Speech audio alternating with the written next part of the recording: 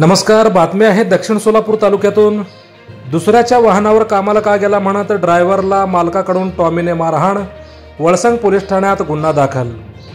काय घडले नेमकं पाहूयात, पण त्या अगोदर जर आमचं चॅनल सबस्क्राईब केलेलं नसाल तर हॅलो सोलापूर न्यूज चॅनलला सबस्क्राईब करा, जेणेकरून महत्त्वपूर्ण बातम्या आपणास लवकरात लवकर पोहोचतील.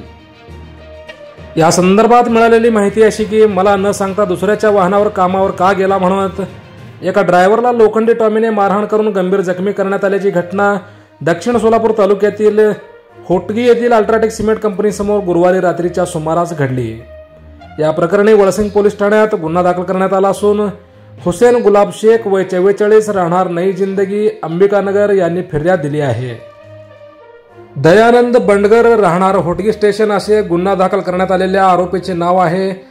तर हुसेन गुलाब शेख वय 44 राहणार नई जिंदगी अंबिकानगर सोलापूर असे जखमी झालेल्या ड्रायव्हरचे नाव आहे.